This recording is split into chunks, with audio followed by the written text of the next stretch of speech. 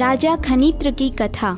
मार्कंडेय जी कहते हैं, सुनंदा के गर्भ से वत्सप्री के 12 पुत्र हुए, जिनके नाम इस प्रकार हैं: प्रांशु, प्रवीर, शूर, सुचक्र, विक्रम, क्रम, बलि, बलाक, चंड, प्रचंड, सुविक्रम और स्वरूप। ये सभी महाभाग संग्राम विजयी थे। इनमें महापराक्रमी प्रांशु ज्येष्ठ थे, अतः वे ही राजा हुए। शेष भाई सेवक की भांति उनकी आज्ञा के अधीन रहते थे। उनके यज्ञ में इतना धन दान दिया गया कि ब्राह्मणों तथा निम्न वर्ण के लोगों ने भी राशि राशि द्रव्य छोड़ दिया। वह सभी द्रव्य पृथ्वी पर पड़ा रह गया, जिससे इस पृथ्वी का वसुंधरा नाम सार्थक हुआ। वे प्रजा का औरस पुत्रों की भांति पालन करते थे। उनके खजाने में जो धन एकत्रित होता था, उसके द्वारा उन्होंने जो लाखों यज्ञ संपन्न किए, उनकी कोई संख्या नहीं है। प्रांशु के पुत्र प्रजाति थे। प्रजाति के खनित्र आदि 5 पुत्र हुए। उनमें सबसे बड़े खनित्र राजा हुए। वे अपने पराक्रम के लिए विख्यात थे। खनित्र बड़े ही शांत, सत्यवादी, शूरवीर, समस्त प्राणियों के हित में लगे रहने वाले, स्वधर्म परायण, वृद्ध पुरुषों के सेवक, अनेक शास्त्रों के विद्वान, वक्ता, विनयशील, अस्त्र शस्त्रों के ज्ञाता, डिंग न हाँकने वाले और सब लोगों के प्रिय थे।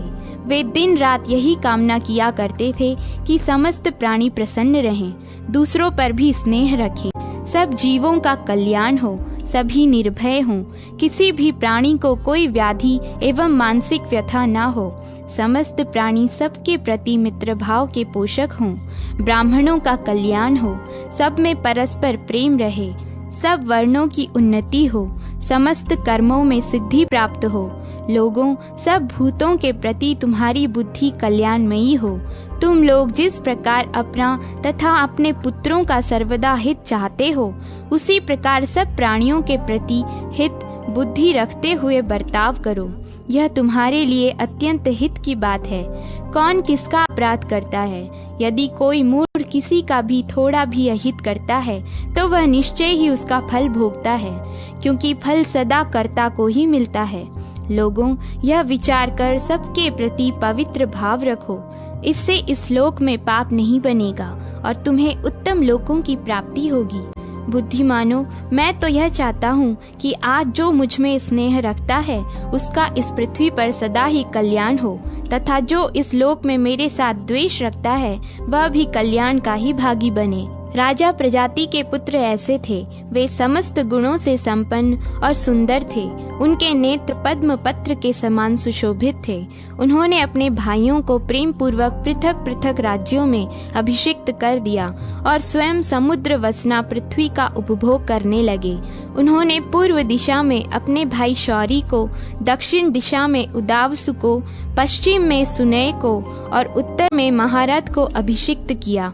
उन चारों भाइयों के तथा स्वयं राजा खनित्र के भिन्न भिन्न गोत्र वाले मुनि पुरोहित हुए और वे ही वंश परंपरा के क्रम से मंत्री भी होते आए। उक्त चारों राजा अपने अपने राज्य का उपभोग करने लगे। खनित्र उन सब के सम्राट थे। वे सारी पृथ्वी के स्वामी थे। महाराज खनित्र उन चारों भाइयों तथा समस्त प्रजा पर सदा पुत्रों की भांति स्नेह रखते थे। एक दिन राजा शौरी से उनके मंत्री विश्ववेदी ने एकांत में कहा, राजन, मुझे आपसे कुछ कहना है। जिसके अधिकार में यह सारी पृथ्वी रहती है, उसी के वश में अन्य सब राजा भी रहते हैं। वह तो राजा होता ही है, उसके पुत्र पौत्र तथा वंश के लोग भी क्रमशः राजा होते हैं। इसलिए आप हम लोगों को साधक बनाकर अपने बाप दादों के राज्य पर अधिकार कर लीजिए। हम इस लोक में ही आपको लाभ पहुंचा सकते हैं, परलोक में नहीं। राजा ने कहा, हमारे ज्येष्ठ भाई राजा हैं और हम लोगों को पुत्र की भांति प्रेम से अपनाए रखते हैं, फिर हम उनके राज्य पर किस प्रकार अधिकार जमाएं? विश्ववेदी बोले, राजन, आप राज्य पर अधिकार कर लेने के बाद राजोचित धन संपत्ति के द्वारा अपने बड़े भाई की पूजा करते रहिएगा। भला राज्य प्राप्ति की इच्छा रखने वाले मनुष्यों में यह छोटे बड़े का भेद कैसा? विश्ववेदी के इस प्रकार समझाने पर शौरी ने उनकी इच्छा के अनुसार काम करने की प्रतिज्ञा की। तब मंत्री ने उनके अन्य भाइयों को भी वश में किया। फिर साम दान आदि के द्वारा उन सब के पुरोहितों को भी फोड़ लिया। फिर वे चारों पुरोहित महाराज खनित्र के विरुद्ध भयंकर पुरस्चरण करने लगे। उनके आभिचारिक कर्म से 4 कृत्याएं उत्पन्न हुई। वे सभी विकराल, बड़े बड़े मुख वाली तथा देखने में अत्यंत भयंकर थीं। उनके हाथों में भयानक एवं विशाल त्रिशूल था। वे सभी राजा खनित्र के पास आईं। राजा साधु पुरुष थे, अतः उनके पुण्य समूह से वे परास्त हो गईं और लौटकर उन दुष्टात्माओं पुरोहितों पर ही टूट पड़ी। कृत्याओं ने उन चारों पुरोहितों तथा शौरी के दुष्ट मंत्री विश्ववेदी को भी जलाकर भस्म कर डाला। इस घटना से सब लोगों को बड़ा विस्मय हुआ, क्योंकि भिन्न भिन्न नगरों में निवास करने वाले वे सभी पुरोहित और मंत्री एक ही समय नष्ट हुए। महाराज खनित्र ने भी जब सुना कि भाइयों के पुरोहित मर गए और मंत्री विश्ववेदी भी जलकर भस्म हो गए हैं, तब उन्हें बड़ा विस्मय हुआ। उन्होंने सोचा, यह क्या बात हो गई? महाराज को इसका कुछ भी कारण मालूम नहीं। तब उन्होंने अपने घर पर पधारे हुए महर्षि वशिष्ठ से पूछा, ब्राह्मण, भाइयों के पुरोहित और मंत्री जो नष्ट हो गए, इसका क्या कारण है? राजा के इस प्रकार पूछने पर महामुनि वशिष्ठ ने सब वृत्तांत ठीक ठीक बता दिया। शौरी के मंत्री ने जो भाइयों में भेद डालने वाली बात कही थी और शौरी ने जो उत्तर दिया था, पुरोहितों ने जो अभिचार कर्म किया तथा जिस कारण उनकी मृत्यु हुई, वे सब बातें महर्षि ने निवेदन की। यह सब समाचार सुनकर महाराज खनित्र ने कहा, मुझ पापी, भाग्यहीन तथा दुष्ट को धिक्कार है, जिनके कारण 4 ब्राह्मणों की हत्या हुई है।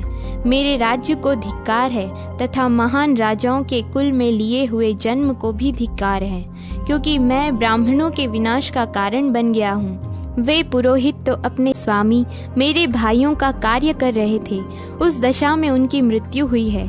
अतः दुष्ट वे नहीं हैं, मैं ही दुष्ट हूँ, क्योंकि मैं ही उनके नाश का कारण बना हूँ।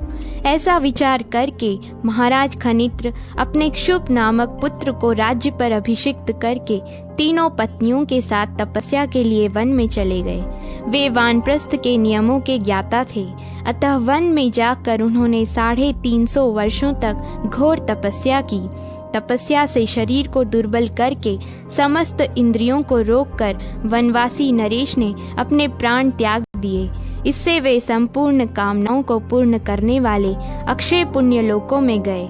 उनकी 3 पत्नियां भी उन्हीं के साथ प्राण त्याग कर उन्हीं लोकों में गईं। राजा खनित्र का यह चरित्र सुनने और पढ़ने पर मनुष्यों का पाप नष्ट करने वाला है। अब शुभ का वृत्तांत सुनो।